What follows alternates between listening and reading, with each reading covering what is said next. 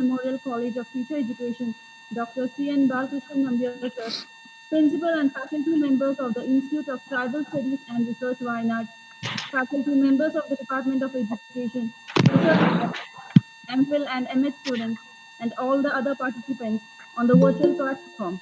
A very good morning to all of you. The Department of Education has to wake up to the shocking news of the demise of one of its former students, Mr. Haridas, today.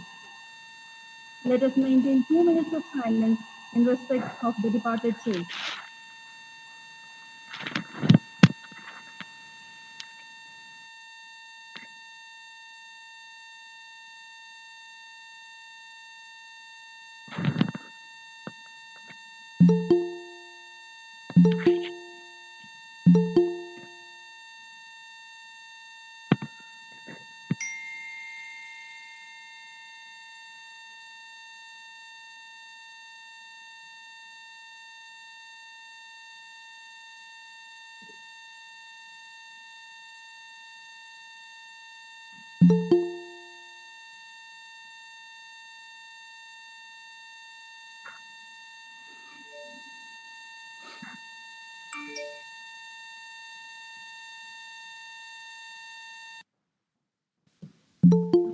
Let us get back to our formal webinar programs. Today is the third and the final day of our webinar on education and health during COVID-19. And we have the esteemed presence of Dr. C.N. Balkrishnan Nambiar sir, former principal of Devgiyamma Memorial College of Teacher Education, to share his highly experienced insight and scientific perspectives about the psychological issues that individuals of all age groups have fallen prey to as a result of the global pandemic COVID-19. Let me please invite Dr. K. Abdul Ghafoor sir, professor at the Department of Education, University of Calicut, to welcome the virtual gathering. Can you hear me? Yes, sir. Respected Professor Dr. C.N. Balakrishnan Nambiar sir, respected Head of the Department of Education, Professor K.P. Meera Madam, dear Dr. Hamid, my dear teachers and colleagues from this department and from Institute of Tribal Studies and Research, my dear researchers and students and friends. Actually, on this day, we are in a dilemma situation. We are happy that we are in the third day, and with us there is a eminent psychologist and all our teacher, C.N. Balakrishnan Nambiar sir, who has joined us from far away from Australia. At the same time, we had a tragedy here. One of our old students who was staying in our hostel itself for his PhD work in history had a tragic demise this morning, and he's, I think, is yet in hospital following the protocols at present. And it is only in the morning by 8 o'clock or 9 o'clock we came to know about that incident. We are paying respect to the departed soul, and we are into the formal session now.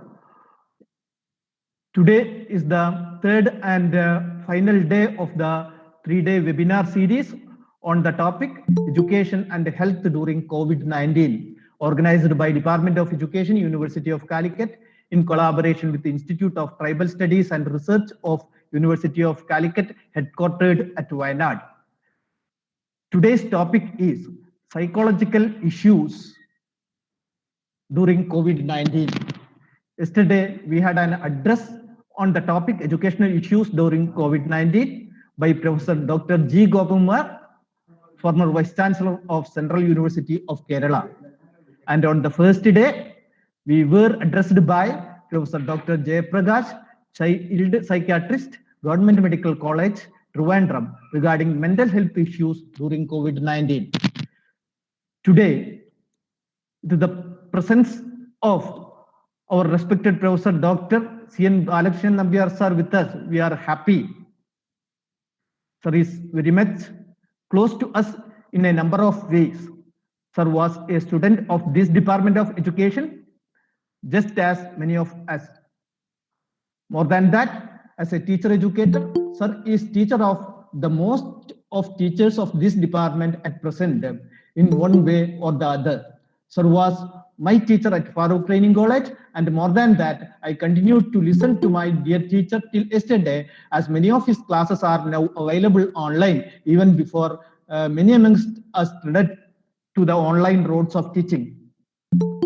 Sir is settled at Calicut, but now he is physically at a distance from us in a time zone of more than 5 hours in advance.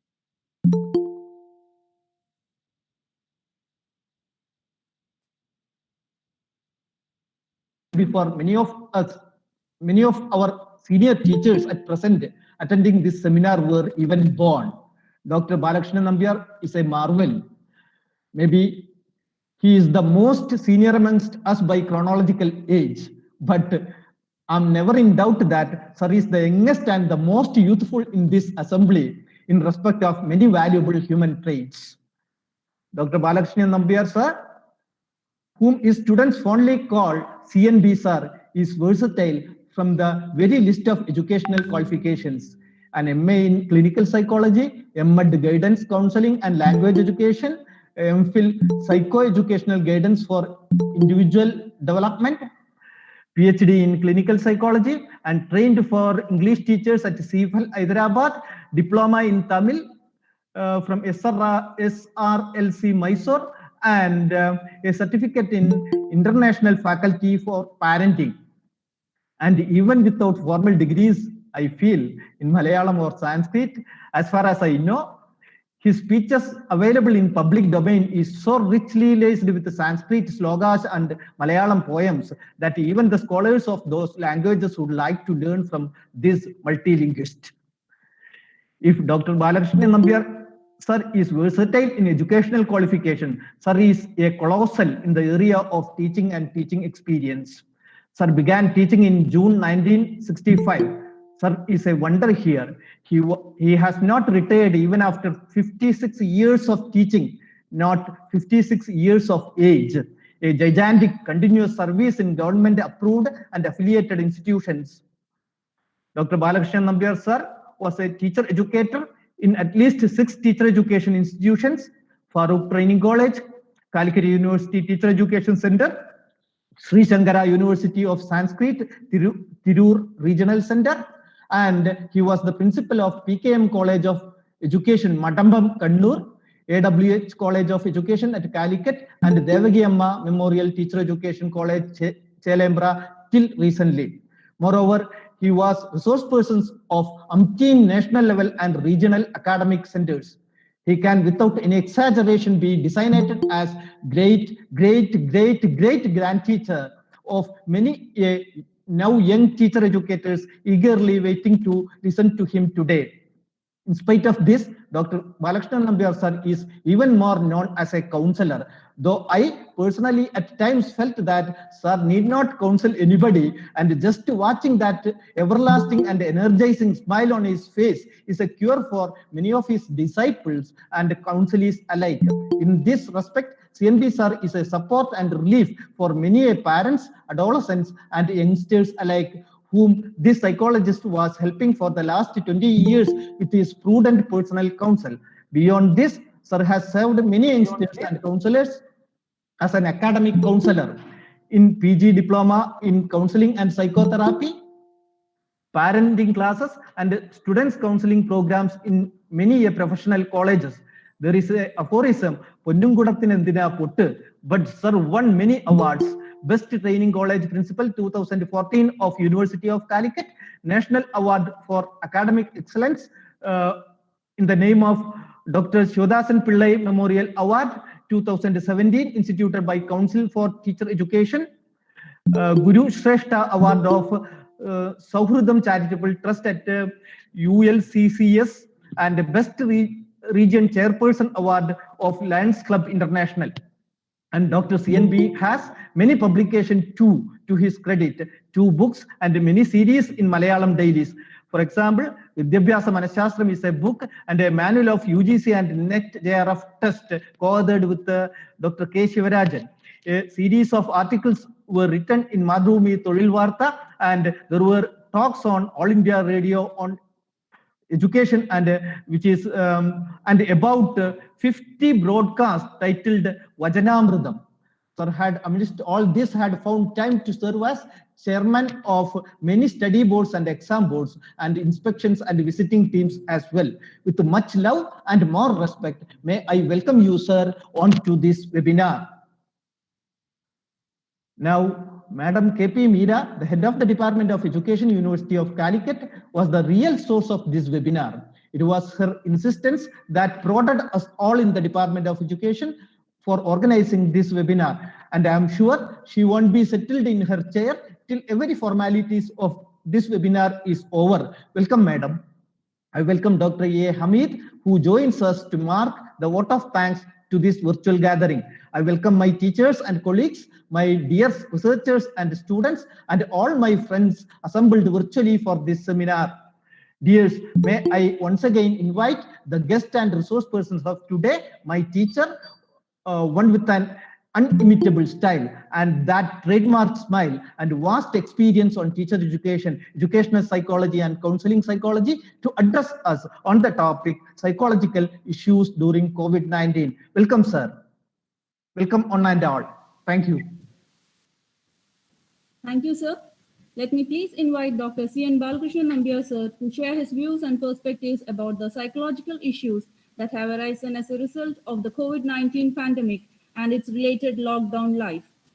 Dr. Balakrishnan Nambiar, sir, fondly addressed as Nambiar, sir, by his beloved students, is one of the most venerated educationists of South India. Along with being a prolific teacher, Dr. Nambiar, sir, is a prominent clinical psychologist and a motivational speaker, as well as a very significant resource person in the field of education and psychology. Dr. Nambiar, sir, the former principal of Devagi Amma Memorial College of Teacher Education, has provided his services in various academic positions and roles. He is popular for being the ultimate reference source in the field of teacher education in the country. His expertise in the field of clinical psychology has always proven to be beneficial to the student community that he has dealt with. Sir, you may please take over the session and guide us about the psychological issues that individuals of different age groups are experiencing during this COVID-19 pandemic. I hope I'm audible to everyone. Yes, sir. Yes, okay. Good morning, everyone. Good morning, sir. Beloved Dr. K.P. Meera, the head of the department, and all the faculty members, and beloved sisters and brothers who listen to me. I think you have not mentioned about the sad demise of our great poet, Akitham. It is reported that he passed away. He was awarded Jnanavidam Award on 24th September, and he has departed us. And I think it was an omission that you have. It doesn't matter. So let us pay our tributes to this great soul. I am grateful to the Department of Education, my alma mater, for giving this opportunity to interact with you. You have already listened to 2 presentations by eminent personalities. The topic, psychological issues in the context of COVID-19, that is the topic I am going to discuss. I am afraid whether I'll be able to do justice to the topic because it is a very vast topic. Therefore, within the time available, I'll be restricting my presentation only to 4 fundamental aspects of this psychological or mental health issues. psychological issues are in fact mental health issues. So what are the major threats to mental health? That is point number one I want to present before you. The second one is, what are the warning signals? Okay. The third point I want to present before you, the common types, especially relevant to the COVID-19 scenario, that pandemic situation. So what are the different types of challenges that we have to face? And also the last point, not least but important point, how to cope up with these kinds of challenges. I expect everyone to respond to my presentation. Of course, clarifying doubts, if any, based on my presentation. Within my constraints, I shall try to answer to your queries. I expect that. So with this introduction, thanking once again for giving me the chance. And I have special thanks to Dr. Gafoor, who has been giving an exaggerated introduction about me. Because never be carried away by this exaggerated introduction. It is because of his affection towards me that he has been very lavishly showering upon me all the phrases, all the words in the dictionary. Anyway, I am grateful to you. Okay, so shall we start with the topic? Psychological well-being, or a person with a psychological well-being is called a mentally healthy person. The term mental health is defined by WHO. Everybody knows that, I need not repeat. But I just invite your attention to the 5 major points in the definition given by WHO, World Health Organization. I think it is necessary for the topic to be presented. Mental health, according to WHO, is not simply the absence of mental illness. It does not guarantee mental health. 5 other conditions are required. Number 1, psychological well-being, emotional well-being for a harmonious living. Point number 1. Okay. In the definition, instead of copying the definition, it's available in the YouTube. Then why should I repeat? I just highlight the major points. The second one, ability to realize one's own potentials and actualize these potentials. The third one, the ability to cope with the day-to-day stresses of life. Next one, to be productive in the activities instead of engaging in destructive activities, being productive. And the last point, the fifth point, is contributing our resources for the welfare of the community. I need not repeat. So a mentally healthy person is characterized by all these 5 qualities. According to WHO, I think everybody can endorse it. Nobody can dispute with this point. So mental health, I repeat, is not simply the absence of mental illness. Now we will come to the threats. Threats means, what are the causes of mental illness? Major causes, the etiology.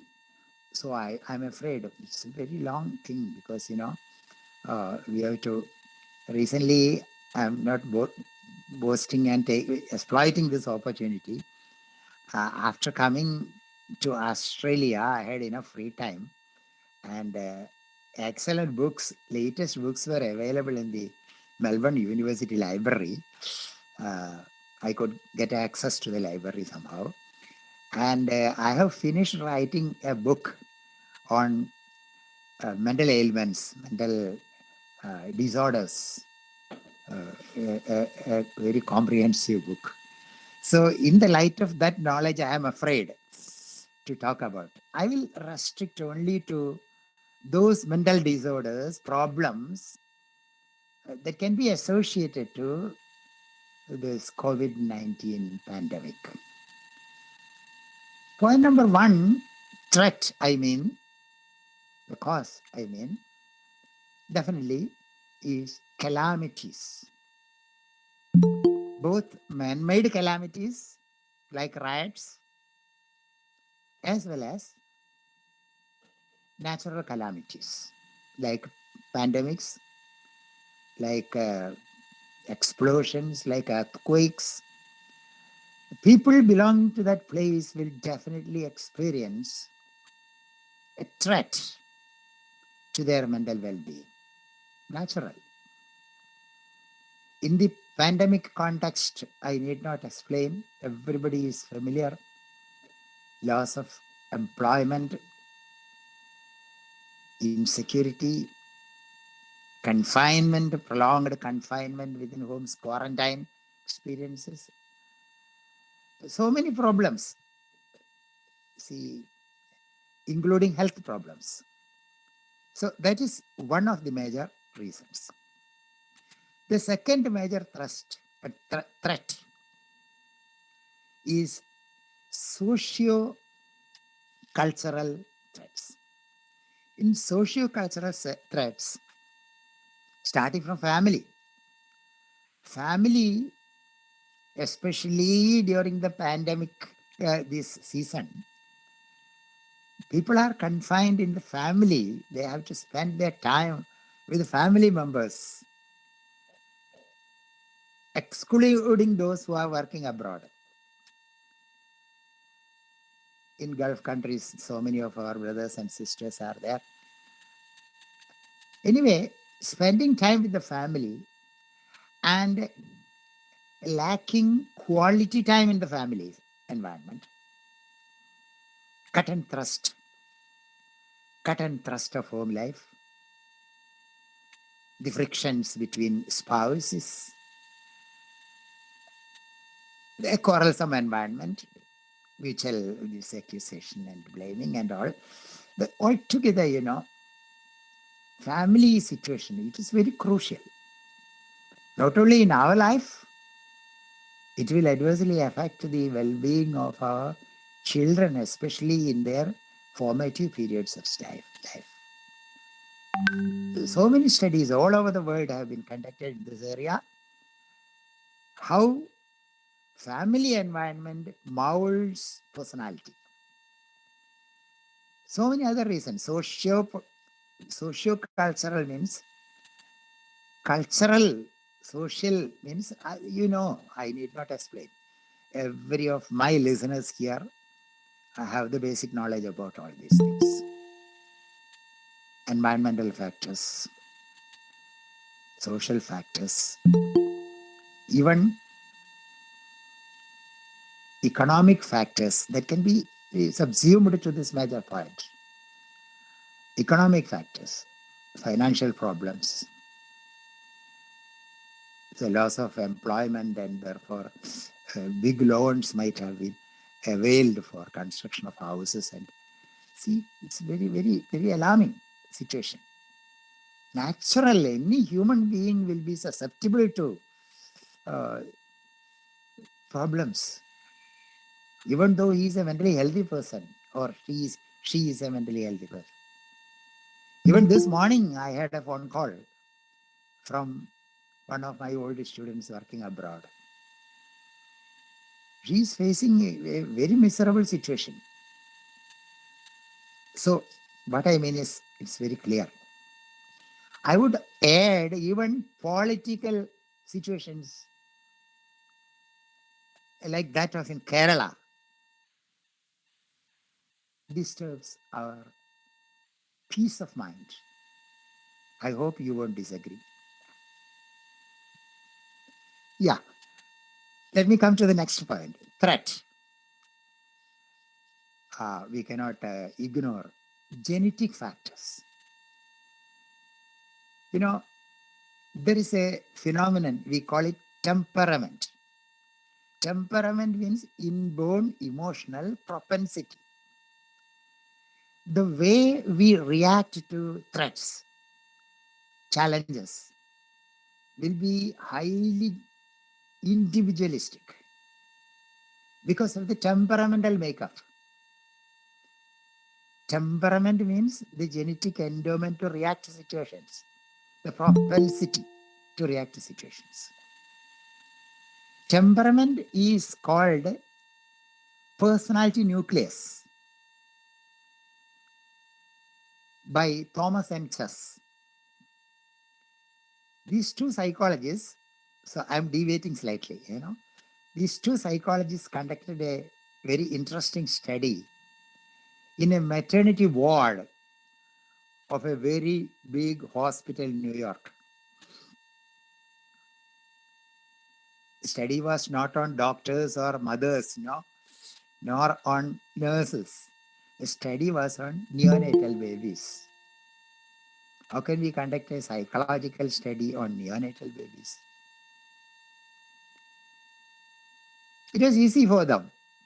They had a bowl with cold water, icy cold water, and a video camera.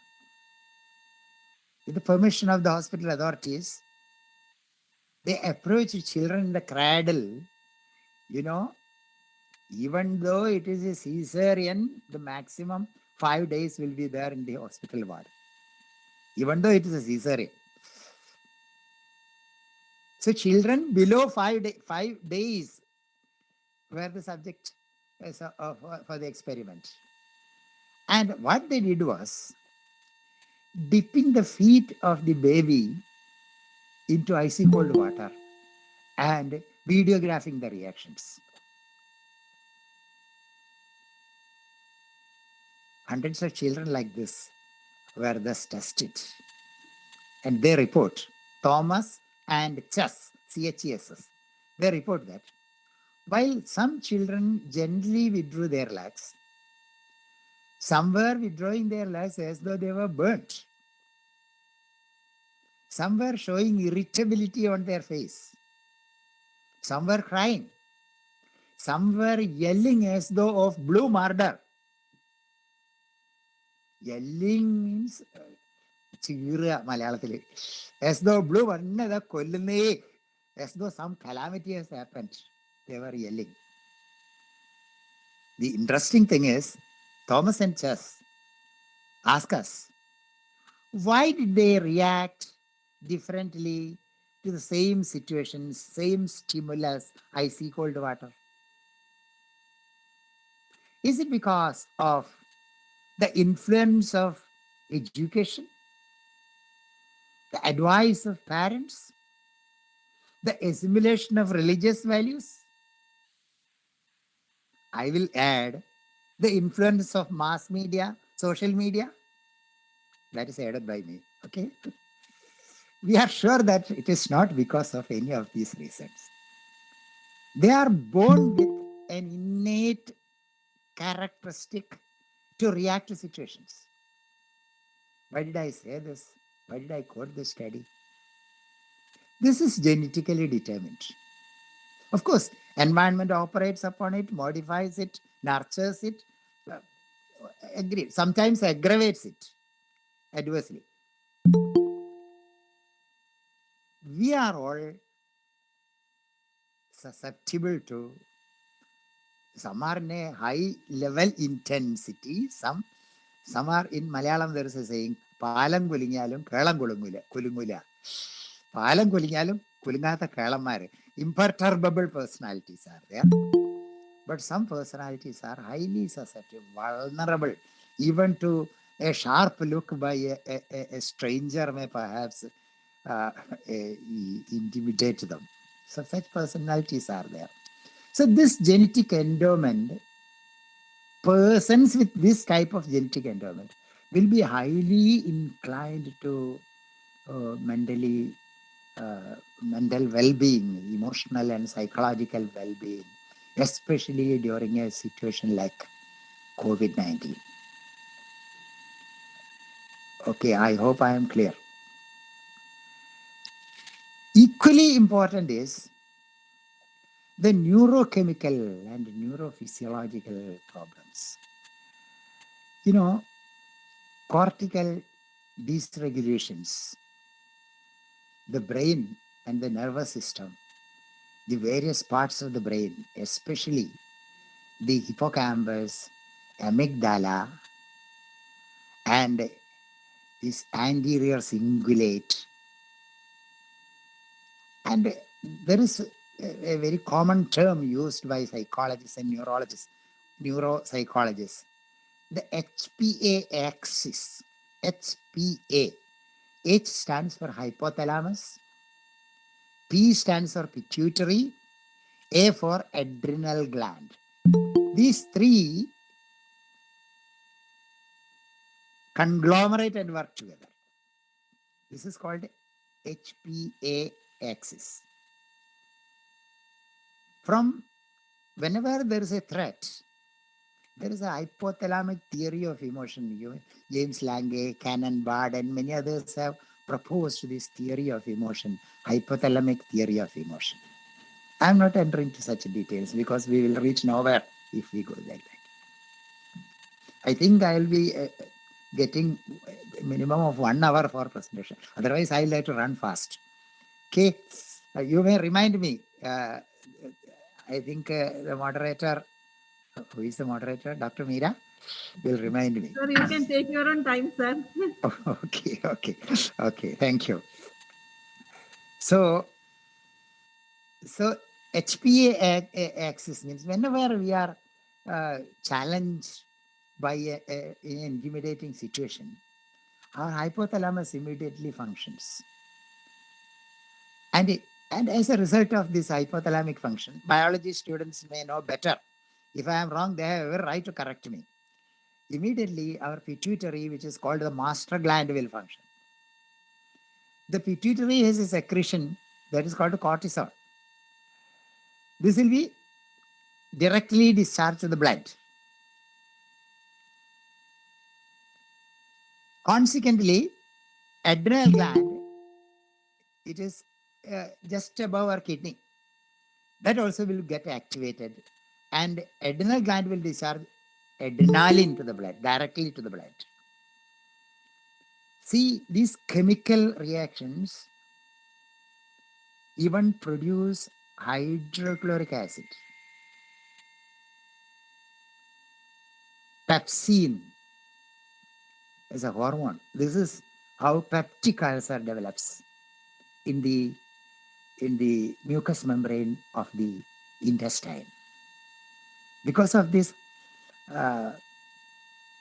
production of this hydrochloric acid, see, there is a adrenocorticotropic, ACTH hormone, it is called.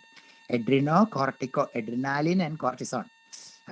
Adrenocorticotropic hormone. If it is excessive, if it is produced excessively, it will lead to this acidity.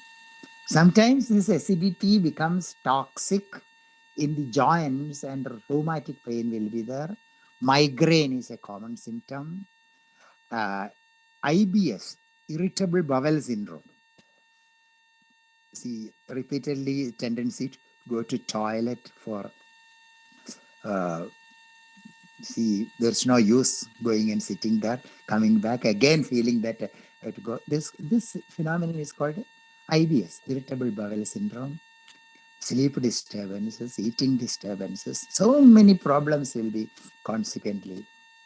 I hope you are familiar with an experimental study in identical twins, these two rhesus monkeys.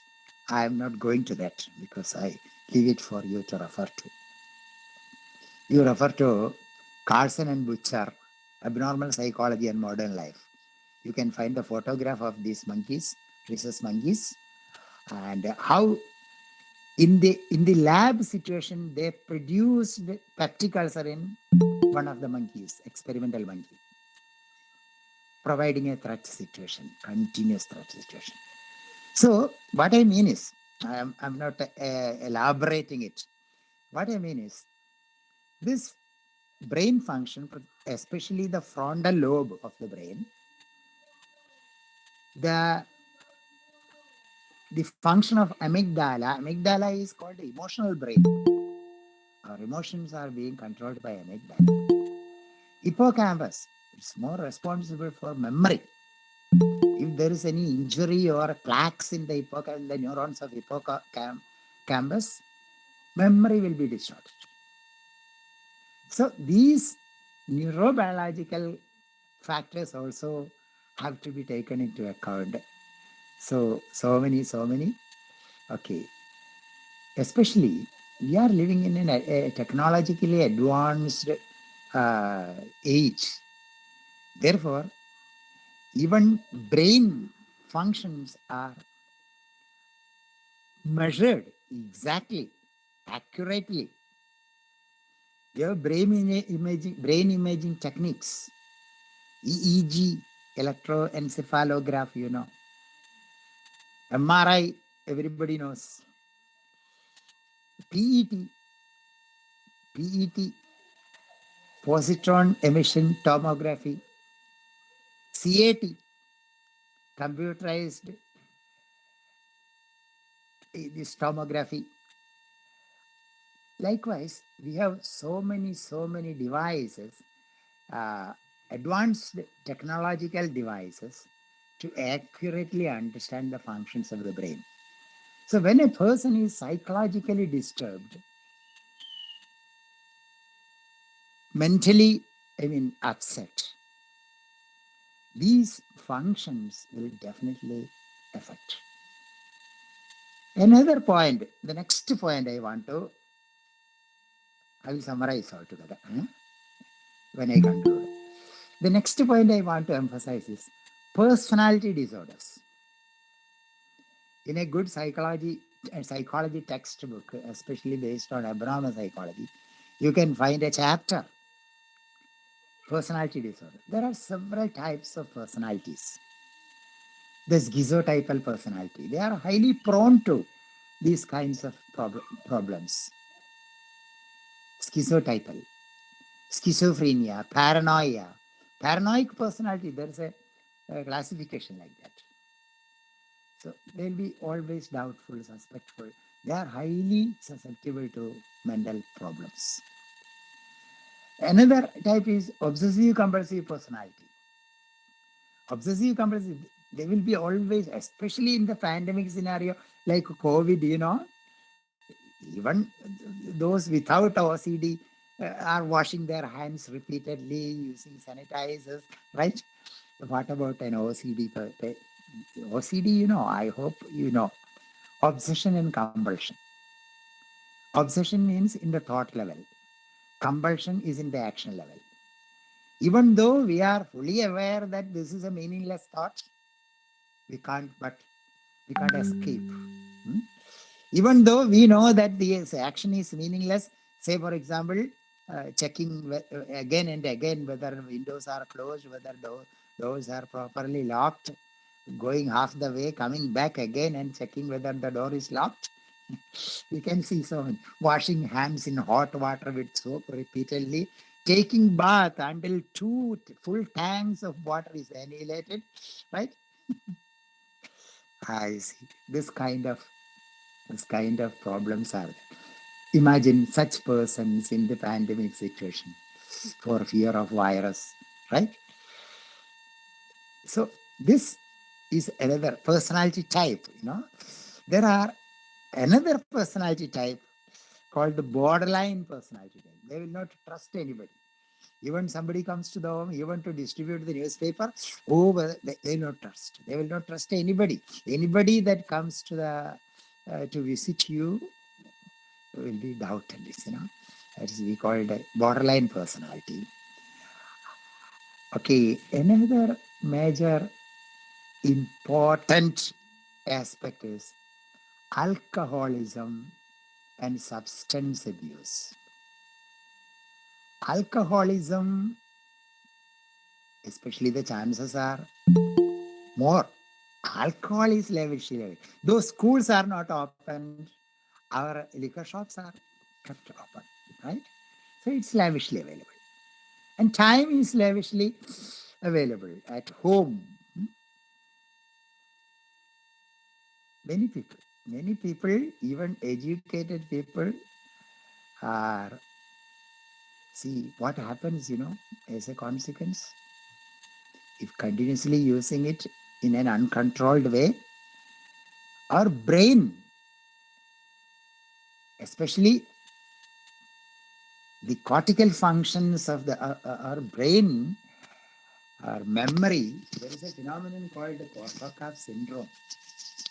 Korsakoff was a psychologist. Korsakoff syndrome. See, inability to recall what has happened just now. That phenomenon is called some impairment of cognitive functions and impairment of memory. Not only liver. Many people believe that drinking excessively will affect liver. No, not only liver. It will affect brain. It will lead to so many consequences. So that is another threat. I mean, what are the threats to psychological well-being? Now, we will come to the next aspect. I told you that I will be focusing only 4. Only 1 is over. The second one is the warning signals. I will swiftly skip up over it. What are the warning signals? You have to be careful, especially being teachers.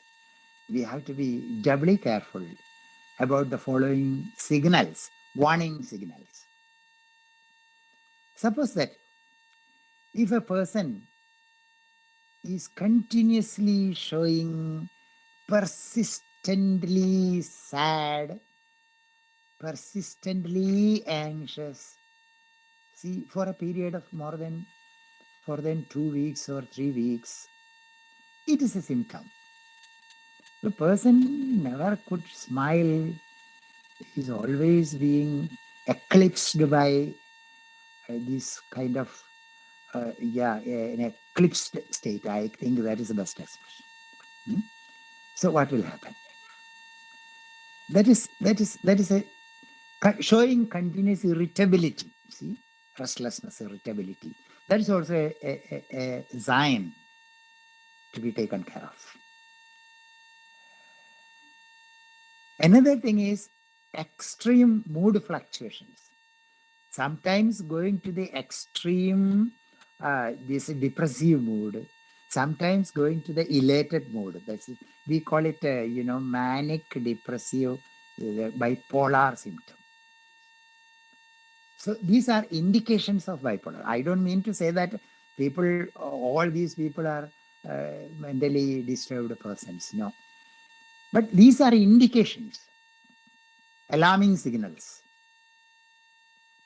The person is frequently getting highly elated, expressive, exaltative, and the next moment he is or she is, moody. It's very, very, very careful. We have to. Next one is social withdrawal, escaping from all social contacts, never attending functions, never talking to others, even though guests are coming at home, ignoring them, keeping brooding in their own bedrooms. These are all symptoms we have to take into account. Symptoms of depression. Depression is perhaps it is the most prevalent pandemic, I would say, all over the world. It's an age of depression. It's an age of stress and depression. These research studies show that the consequences of depression are alarming.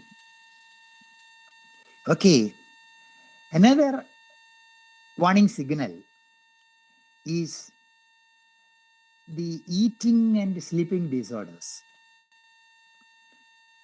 People in their eating, if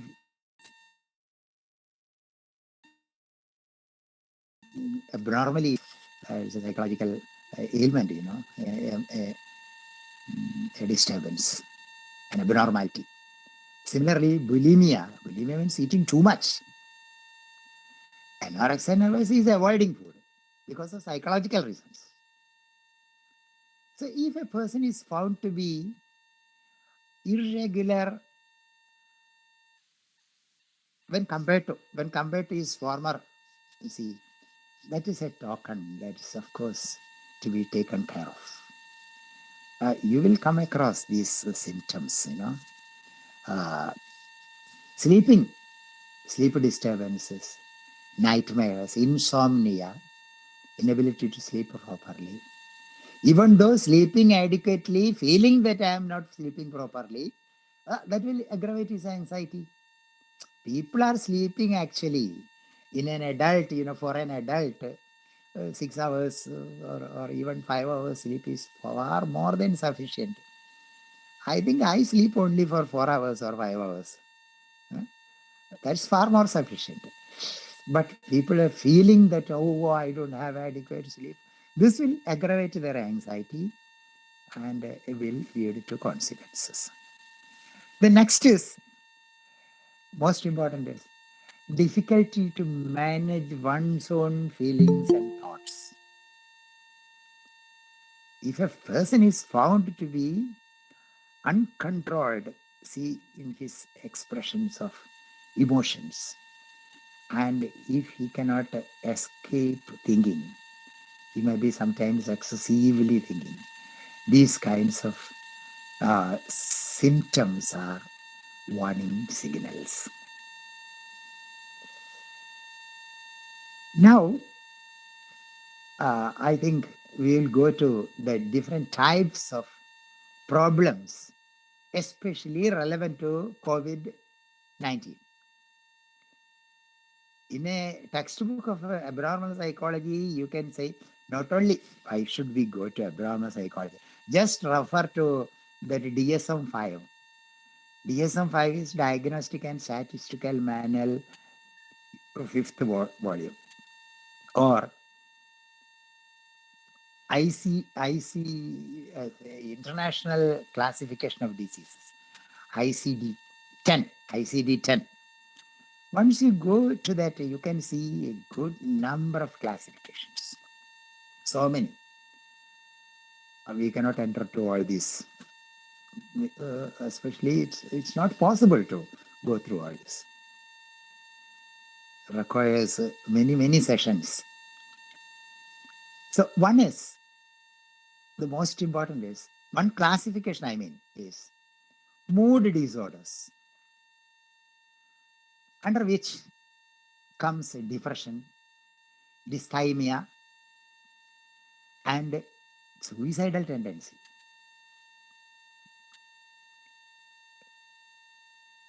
Mood disorders. Suicide is a major chapter, Suicide is the consequence, culminating effect of previous so many experiences. In fact, I'm afraid of talking about that, because if I go to that, I won't get time sufficient to talk about other aspects which I wanted to cover. So these are all mood disorders. Depression. Depression also, it is the culminating effect. I will show you a diagram just now. When a person is confronted with a challenging situation, in my iPad, I have a diagram I will just show you.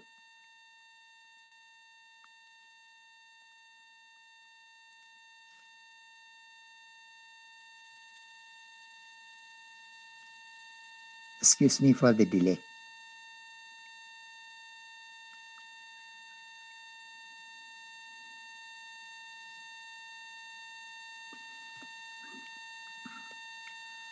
I hope you can see this is a stress situation. Okay. Once such a stress situation is there, I hope everybody can see. Can you see? Hello? Yes, sir. Yeah, Yes, yeah. sir, we can see. Please. Some people think negatively. Can you see a negative sign there? Yes, sir. Ah, that means adding to it by our interpretation, negative interpretation, imagination. See, perceiving dangers, perceiving insult as a consequence, time, whether the time is sufficient for preparing or facing the situation, it will become distress. Look here. Once a person is going to distress, it will lead us downward. In Malayalam, we call it adhogati. Adhogati, it is going downward. Once it is, it will lead to failure. I hope you can see the arrow. And continuous failure will lead you to, it's very clear. Huh? And there, from depression, it will lead to further dangerous zone. That dangerous zone is put in red. See, it is burnout state. Burnout state is just like an electric bulb. A person spoils himself or herself. Instead, by our interpretations, it can be taken on the reverse side to the positive side. Look here, you can see the positive. Okay. What can we write on the right side now? Just opposite to distress. Can you guess the word? It is eustress. Eustress means positive stress. Positive stress means, best example is the sportsman's stress. A car or motorbike race is going on. The driver, do you think he doesn't have any stress? He has stress. But that is called positive stress. That is called eustress because he never perceives the oncoming danger. He is concerned only about the cup. He is visualizing the cup and going. Okay. So if with eustress, whatever we do, it is purogati. It's going upwards. Success. Nothing succeeds like success. Nothing enhances failure more than failure. Nothing succeeds like success. Then success will lead us to, again, to self-esteem.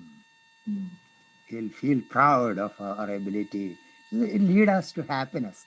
And the next one is self-actualization. That is called fulfillment. It is a Maslowian term, everybody knows. It will lead us to fulfillment, a state of ecstatic joy that cannot be shared with others. No? We can personally experience that thrill, that joy. There is one more state, according to our Indian philosophers. I could not put it here. It is transcendental state. Transcendental state means a state of going beyond all these things. Whether you appreciate me, whether you ridicule me, whether you, I'm not affected. That's level. Going nirmayam, niramayam, that state, that philosophical levels once a person attains, that is called. So what I mean is, our interpretations about the challenges, how do we, if we are unconditionally positive about ourselves, there is a phenomenon propagated by Aaron Beck. Aaron Beck is a cognitive psychologist. He is the founder of a cognitive therapy, CBT, cognitive behavior therapy. Aaron Beck talks about a negative negative triad, three factors. Feeling that I cannot do that. Self, denouncing oneself feeling. The second one is feeling that others also are wrong. I am wrong. I am useless. Others also are useless. And feeling that there is no hope about future. These three are called a negative triad. You may not be unfamiliar with this, but I am just reminding you, okay? Being students of PG education, you might have psychology being an important paper. You might have learned all these things. See, this is, we can associate this with Rick Burns' theory. Rick Burns' this transaction analysis theory. There are life positions. I'm not okay position. I'm not okay. I'm not okay. You are not okay position. Right? The whole world is not okay. There is meager hope, bleak future. That state. Right. I'm not leading further. So next one is anxiety disorders.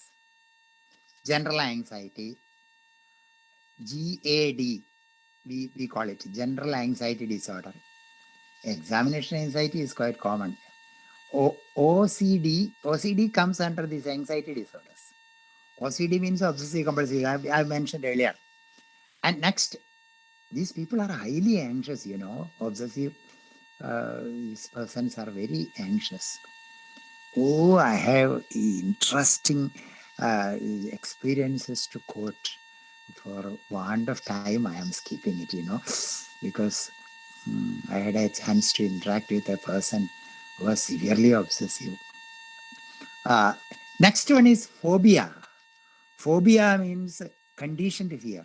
With one traumatic experience, sometimes a generalized fear towards. We have so many kinds of phobia. Acrophobia, agoraphobia, claustrophobia. Phobophobia is there. So,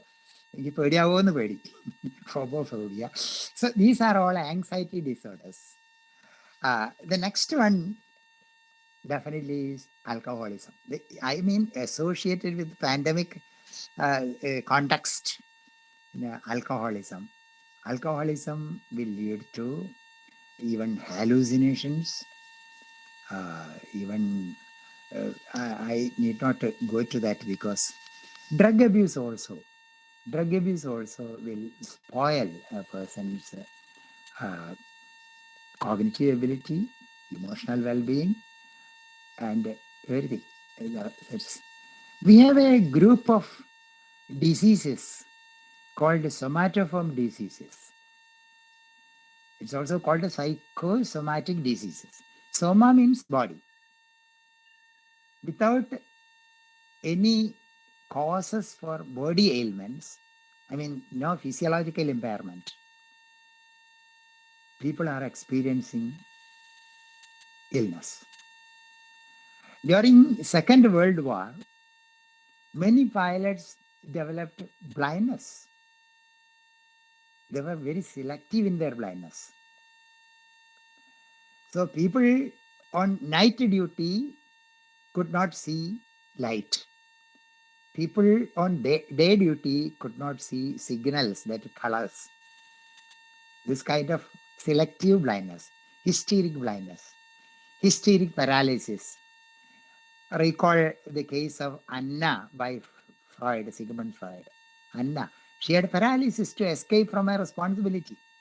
This is called a psychosomatic illness and inability to perceive properly.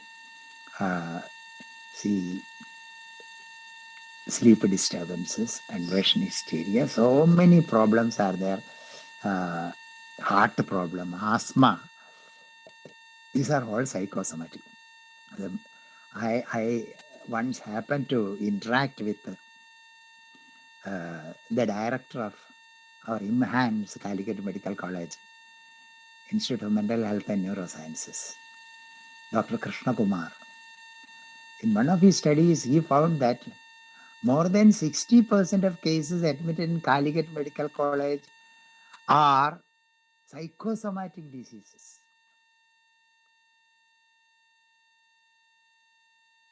I remember Dr. Vinayendran Nair, a great world famous person, he was working in district cooperative hospital where I also was rendering my counseling services. Once he told me that many of the cases that approach me are to be treated by you. See the gravity of the problem. So many problems. I think we cannot prolong further. I am going to the coping strategies. So many slides are there, but I cannot show this or today because I am generally talkative.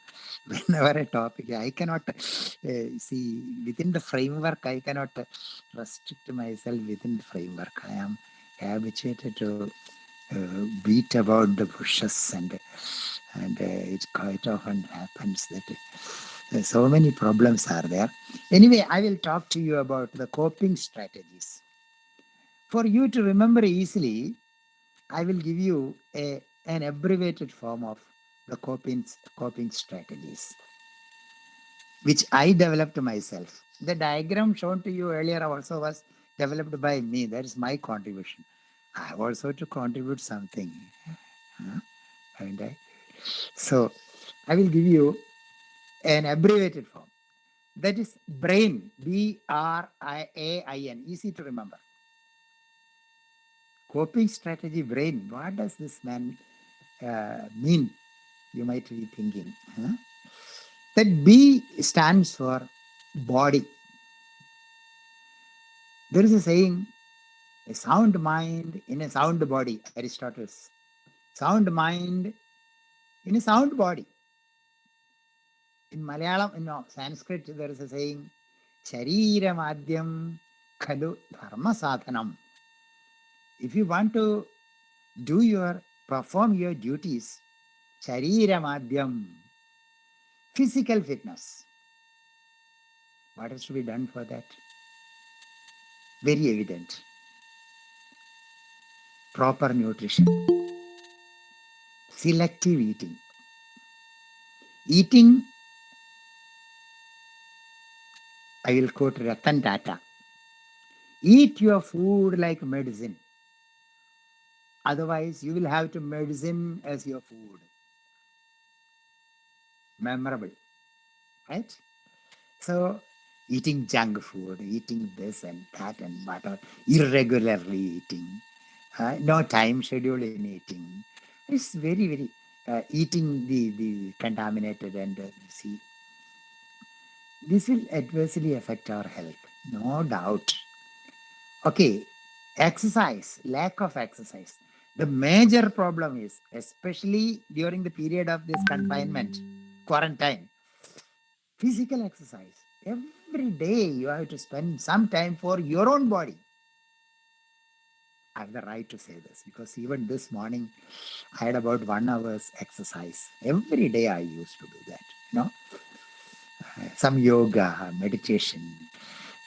By meditation, yoga, you are getting sufficient oxygen to yourself, doing that. That's very, very important. So I need not say much. Never overstrain, all right? Take exercise and this is very important. Of course, for aged people, periodical medical checkup, proper sleep. The most healthy practices 8 plus 8 plus 8. Could you get it? No. 8 hours hard work, 8 hours recreation, and 8 hours sleep. Only 24 hours, right? So, this is proper sleep. I think it was Crow and Crow. Oh, Crow and Crow is very popular, especially for B.Ed students and M.Ed students. He made a comment, activity-filled days and sleep-filled nights guarantee mental health. Activity-filled days and sleep-filled nights guarantee mental health. So, Nutrition, exercise, I am limiting to that, Next, R. Yes, recreation. Your mind wants to, some rest, some relaxation, especially by doing exercises, A hormone called endorphin. Endorphin means endogenous morphine. The body itself produces some relaxing enzymes that is called endorphin. Endogenous means produced by the body. Morphine is, it's a painkiller. So the body itself produces this. Brain cells produces this. Brain cell produce this. So endorphin. And when you relax, when you listen to music, when you enjoy, dopamine and serotonin, these two hormones are very, very good for mental health, that dopamine level and the serotonin level. So recreation is very important. Find some time to see joke, to read and enjoy, to listen to music. Putting a device like this and listening to some music, I don't mean the noise pollution music. I mean some melodies that will reverberate to the brain cells, it leads us to some kind of ecstatic, inexplicable joy. Right. Next, I need not say further, listen to music, play with your children, play with the grandchildren, if any, or find fun with your friends, exchange some funds with your friends through social media. Social media, so much of trolls are there, but never hurt others. When we hurt others, it will adversely, just like boomerang, it will come to us. Okay, next one is A, B-R-A, A. A is affect, AFF is affect and cognition, A. Because in the abbreviation, we have to accommodate it, therefore. Affect and cognition. Affect, as I told you, unconditionally positive. Becoming unnecessarily anxious is not at all good. Yeah? Moderate anxiety is good. Anxiety to some level is good. If excessive anxiety, it will adversely affect us. Absolute lack of anxiety is also not desirable. 1 minute, I will show you one diagram. 1 minute.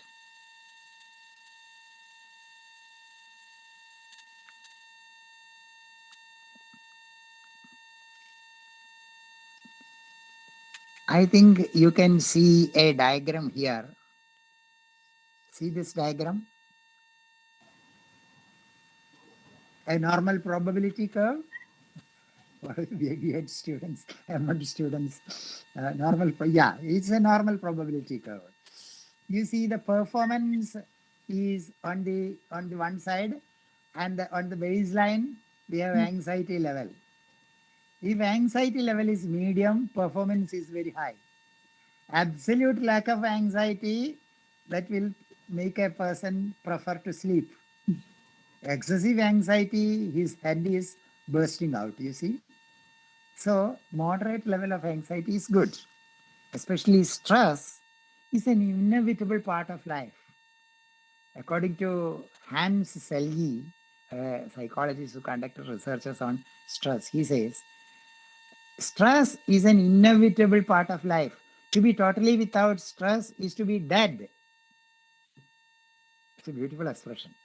To be totally without stress is to be dead. It is a universal phenomenon. Even the newborn baby has stress. The person in the deathbed has stress. A business executive has stress. A poor man, everyone is experiencing stress. How we interpret it and how we deal with it, that's it. So please, affect and cognition. Positive thought, keeping moderate level of anxiety. Sir, what can I do? I am excessively anxious. Okay, because you are always influenced by your past and by your future rather than concentrating on your present. I repeat, we are pondering about what has happened yesterday. We are meaningless. We don't have absolutely no control over what has happened yesterday. Even God Almighty cannot bring back 14th October 2020. Can God bring it back? If God, or even if God cannot bring it back, why should we unnecessarily bother about thinking what has happened yesterday? Oh, that person has done this. It so happened the previous time. Will it happen again? What nonsense. Learn lessons from the past. Right. Future. Why do we worry about future? Can you predict future? Can you decide what will happen the next minute? Who can predict? So why should we bother about things which we have no control at all? What happens? We are worrying about things which we have no control at all. On the one side, past, on the one side, future. Instead of concentrating here and now, which you have absolute control. I hope you get my point. Okay? So, plan, set achievable, realistic goals, right? Achievable goals, realistic goals. Never be carried away by the comments made by others. People can make any comments, As G. Shankar Kurpa, our poet, has said, Airam Maniyude Nakadakidam, Ocha Vaile Navarkanum Ketuan Kayumo. People will say, why should we be affected? Let be lotus leaves. Let heavy downpour come. We will not get wet, right? People will praise you sometimes will criticize you sometimes. Let them. It is their choice. Okay. Next major effective aspect I want to tell you is talk out your feelings. Abriate. In Freudian term, abriate. Talk out. Just like a boiler. Boiler pressure is again and again increasing. Steam is filling in. Our mind is like that. If there is an outlet, so to those whom we love, whom we like, share. Frequent this. It's very important. So abriate, talk out.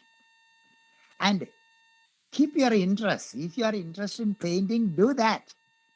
I'm doing that, Even though I am not a trained in drawing and painting, I am doing that. Even this morning, I sent to our HOD some picture drawn by me with the crayons. Huh? Every day, it's a time pass. We enjoy it.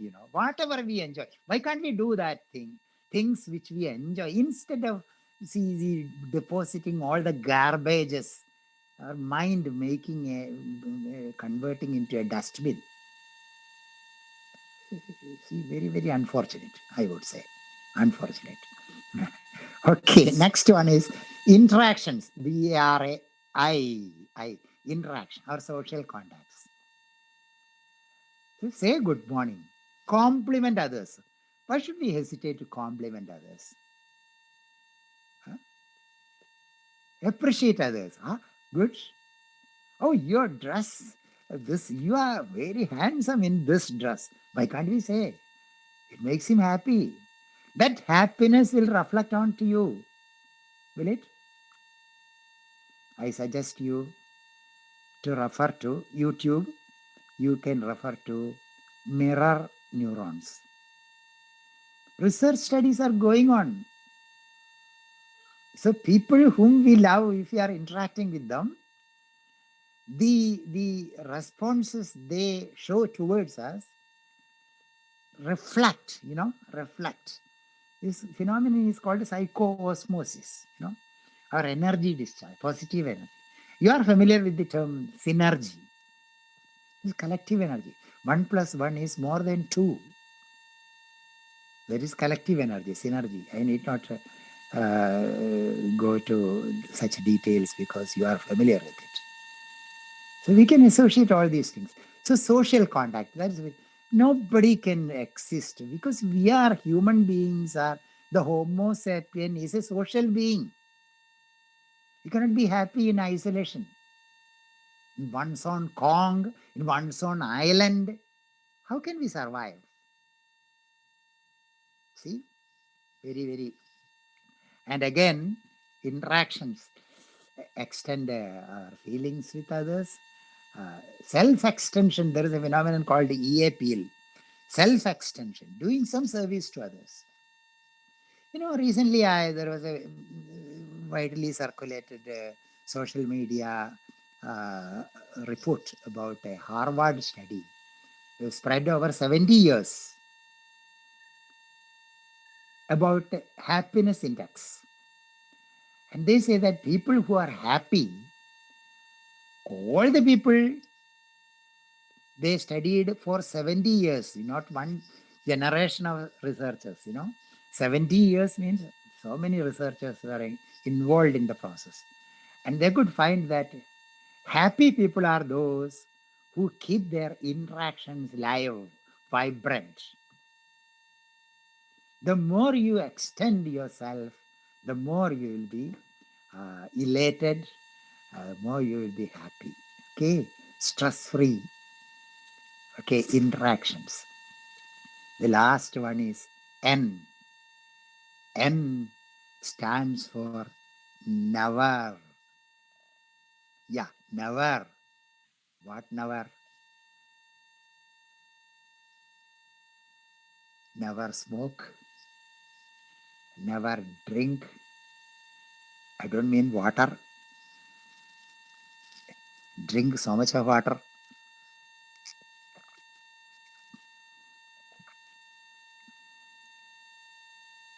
Never associate with these kinds of personalities, antisocial personalities. Never contact those who will radiate negative energy to you. Keep away from them.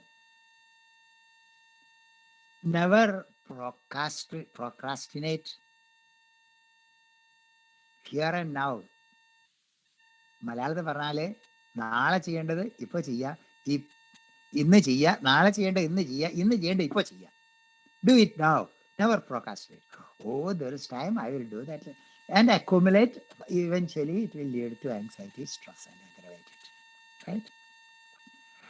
Never hesitate to ask for help. Yeah, oh, what will he think if I ask for this favor? Ask for favors. Denial is their choice. Asking is our right. Right? Never hesitate to ask for favors. Ask for help. People are ready to help, but we hesitate to ask. There's some inhibitions for asking others to help us. It's all right. We are human beings, right? That's very important. And avoid overstraining. Avoid overstraining.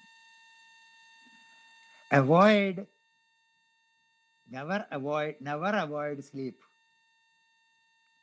See, during examination time, especially PG students, they have a tendency to sleep late night hours. No, have a regular, schedule. There should be a biological clock that is being maintained. Never spoil it, never distort it. That's it.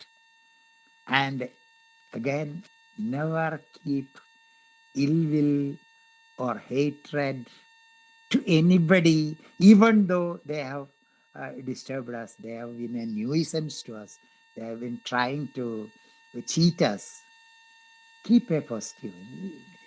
Hate their actions, but never hate them.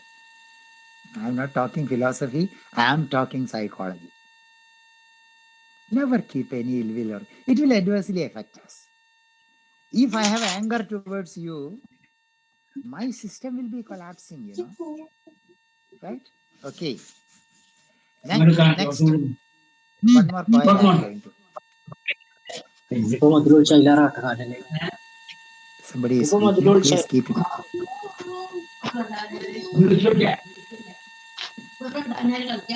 Please mute it. Shahabuddin sir, please mute your microphone, please. Am I audible? Yes, I sir, think you are audible, yeah, sir. because I hear some disturbing noises. See, we are talking about never keep that external locus of control. My point, I am going to conclude, you know, never.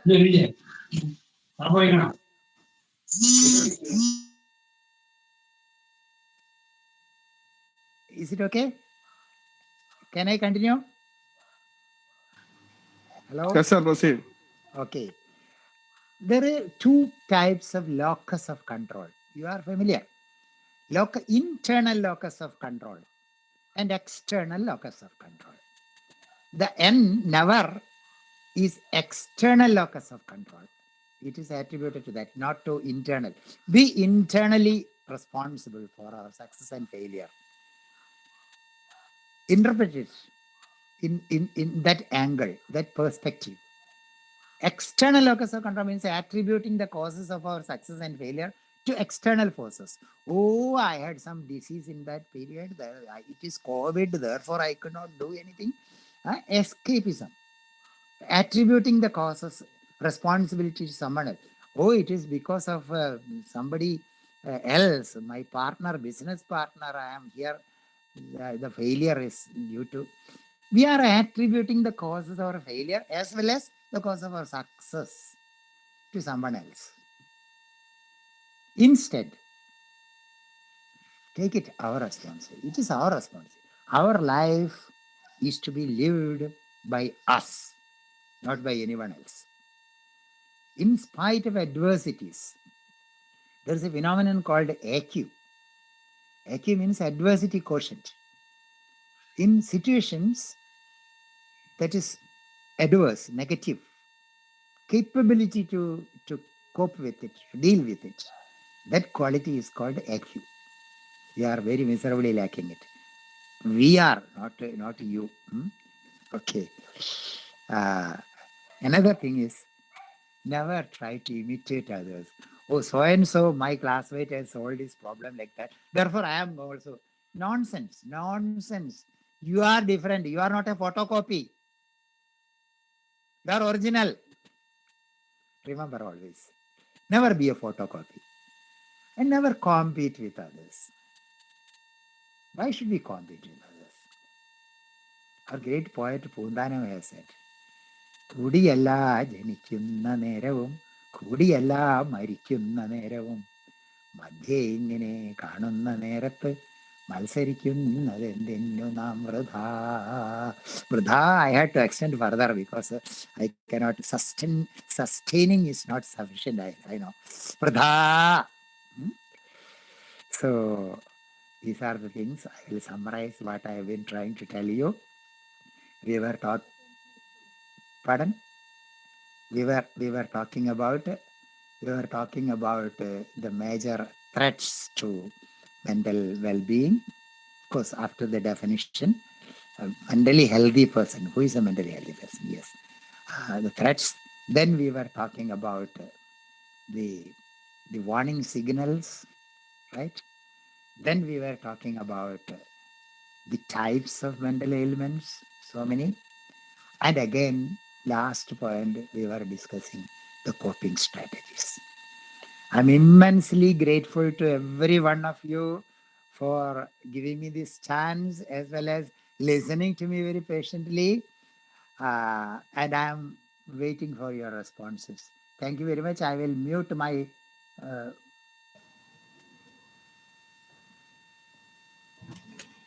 yes. Thank you, sir. Thank you, sir, for such an informative session. As always, listening to you talk is a rejuvenating experience for all of us. I'm sure this would help us to answer our concerns about the unexpected psychological issues that have affected all the households in general. Let us now move on to the interaction session. I request all the participants to make the best use of this opportunity and actively participate in the interaction session. It is not a usual thing to get some time with this eminent personality.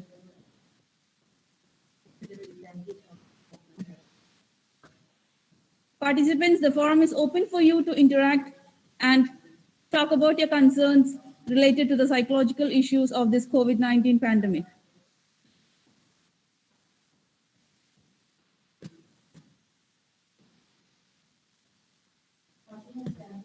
Oh.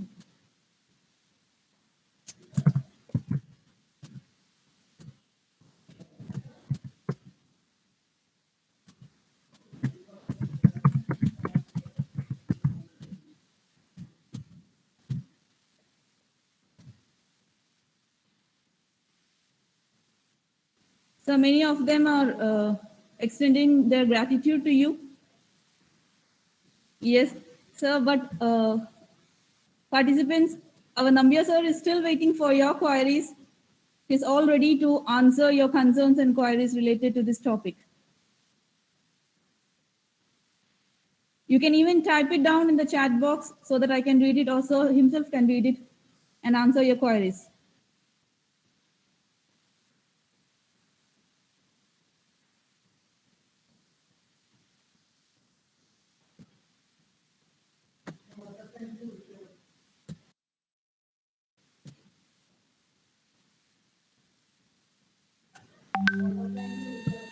I hope perhaps I have given in such a way that there is no doubt at all. Okay. Therefore, please let us conclude. It's getting late, isn't it?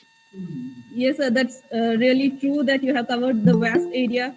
Nobody has any doubts, I guess.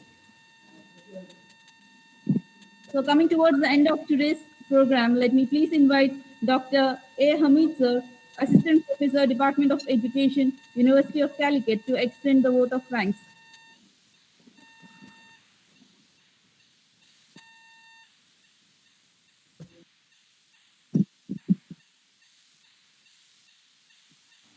Hami sir, unmute Hami sir. Hami sir, unmute you. Sir. Yes. Yes, Yes. Thank you. So good afternoon all. Respected speaker of today's session, Dr. C.N. Balashnan sir. Respected head of the department, Dr. K.P. Meera. Professor Dr. Abdul Ghafoor. Other faculty members of the Department of Education, University of Calicut. Principal, faculty members and students of ITSR, Chedalai and Wayanad. Invited guests and delegates from all over the country, MEd, MPhil and PhD students and all others who are here in the virtual platform. We are in the close of the 3-day national webinar on education and health during COVID-19, organized by the Department of Education, University of Calicut, in collaboration with ITSR. More than 200 delegates from different parts of the country has actively participated in the deliberations happen as part of the webinar. On 12th, Professor Dr. Jayaprakash, child psychiatrist, Government Medical College, Trivandrum, has detailed different aspects of mental health issues during COVID-19. Yesterday, Professor Dr. G.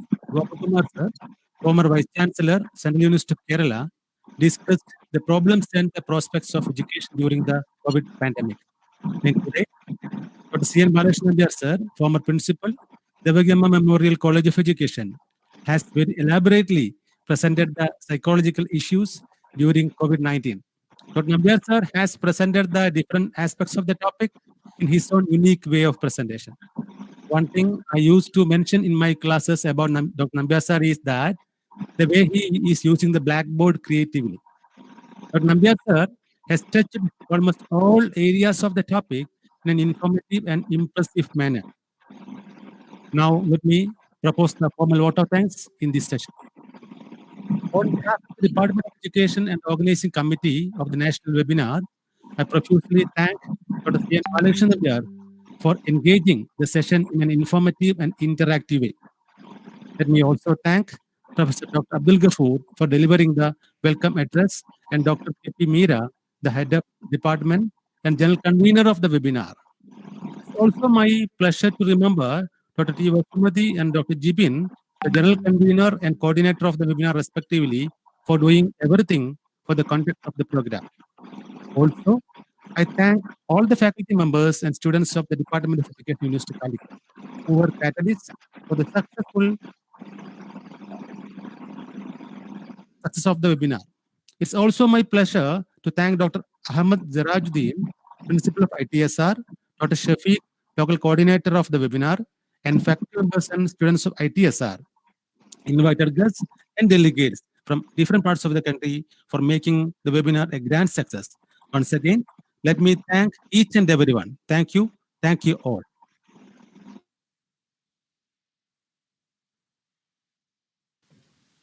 Thank you, sir.